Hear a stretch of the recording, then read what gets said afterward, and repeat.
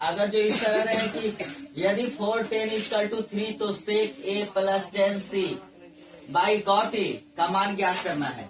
तो इस तरह के प्रश्न में सबसे पहले आप लोग को क्या करना है कि एक समकोण त्रिभुज बनाना है। क्या बनाना है? समकोण त्रिभुज बनाना है। इस तरह से बना लीजिए।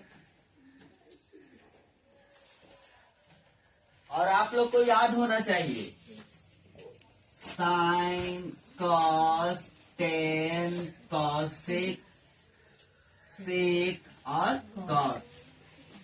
ठीक ना? साइन को क्या बोलते हैं? P बटा H, B बटा H और P बटा B।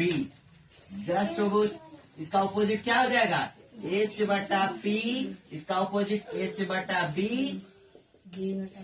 इसका क्या हो जाएगा? B बटा P। कोई दिक्कत? इतना आप लोग को याद रखना पड़ेगा तभी ये बनेगा, नहीं याद रखिएगा। इसमें आप लोग को तो जानते हैं कि इसको लंब बोलते हैं यानी कि P बोलते हैं, इसको B बोलते हैं और इसको H बोलते हैं। तो यहाँ क्या दिया हुआ? 10 दिया हुआ है। 4 10 इक्वल टू 3। तो इसको इस तरह से लिख सकते हैं 10 बराबर 3/4। क्योंकि आप लोग को पहले बता चुके हैं इन दोनों के बीच कोई चिन्ह नहीं है, तो क्या है? गुना का। और जब गुना को बराबर के उधर ले जाते हैं तो किसमें बदल जाता है? भाग में। इसीलिए 10 बराबर 3/4 हो गया। यानी कि P बटे B बराबर कितना हो गया? 3/4। तो हम लोग को निकालना क्या है? H। क्या निकालना है? H निकालना है। यानी कि P 3 दिया हुआ है और B 4 दिया हुआ है। तो सबसे पहले लिखेंगे पाइथागोरस प्रमेय से। पाइथागोरस प्रमेय। ठीक, निकालना क्या है? H निकालना है। तो उसका सूत्र क्या होता है? P² plus B²। Under root में। ठीक ना? अगर जो इस तरह से आप रखिएगा कि H बराबर अंडर रूट नहीं लगाना, तो ये देखिए P² प्लस B², इस तरह से होगा। लेकिन H का मान निकालना है, H² का मान नहीं ना निकालना है। इसीलिए H निकालेंगे तो इधर क्या हो जाएगा? अंडर रूट में हो जाएगा। बताया ना कि अगर जो स्क्वायर हटता है तो उधर क्या हो जाता है?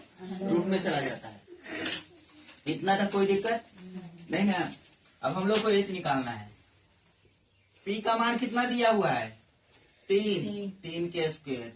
B का मान 4 के स्क्वायर। तो H बराबर कितना हो जाएगा? 3 3 9 प्लस 4 4 16। तो H बराबर 16 9 25 होता है ना जी। तो 5 गुने 5 यानी H बराबर कितना हो जाएगा? 5। H का मान कितना आ गया?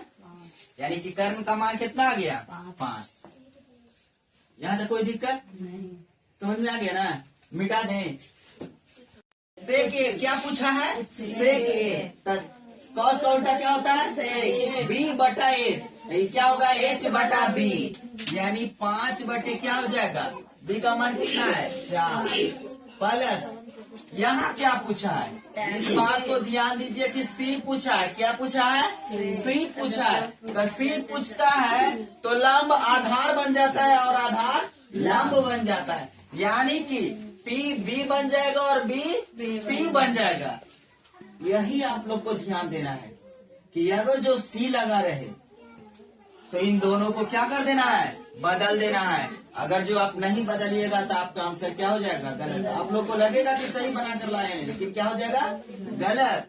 जैसे ही C पूछेगा परीक्षा में, इस तरह का ही प्रश्न पूछेगा, एक नहीं निकालने कहेगा कि C निकालिए। और C निकालिएगा तो क्या हो जाएगा? लंब आधार और आधार लंब में बदल जाता है। ठीक, तो देखिए 10 का मान P बटा B यानी 3/4 आया है। लेकिन हमसे पूछा है कि C, तो 3/4 नहीं बल्कि 4 बटे क्या हो जाएगा? 3। और नीचे क्या है? कॉट A यानी tan का उल्टा। tan का उल्टा क्या होता है? कॉट। तो ये लगा है तो नो चेंजिंग, सब अपने अपने जगह पे रहेगा। ठीक, तो कॉट यानी 3/4। तो 4 बटे क्या हो जाएगा?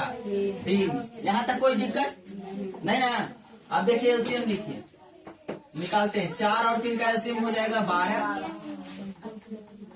4 3 12 यानी कि 5 3 15 प्लस 3 चौके 12 तो 4 चौके 16 बटे 4 बटे 3। अब देखिए 16 15 31 31 बटे 12 बटे 4 बटे 3।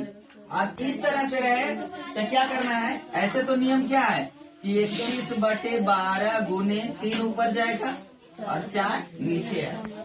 आई बात समझ में? तो 31 3 93 और 12 चौके 48। देखिए यहाँ कट रहा है, 3 चौके 12 कट रहा है, तो 31 और नीचे 4 चौके 16। आंसर आ गया। अगर जो वहां आप लोग को काटने में परेशानी नहीं समझ में आएगा तो एक चीज और लगाना है कि दूर को दूर से गुना करना है, यानी 31 गुने 3, और नजदीक को नजदीक से गुना करना है, यानी कि 12 गुने 4, 12 गुने 4, 3 चौके 12। देखिए 31/4 चौके 16, इतना भी आंसर बराबर आ गया ना दोनों। तो जैसे आप लोग को मन करे वैसे बनाना है, या तो इस तरह से बना लेना है, नहीं तो इस तरह से, ठीक ना।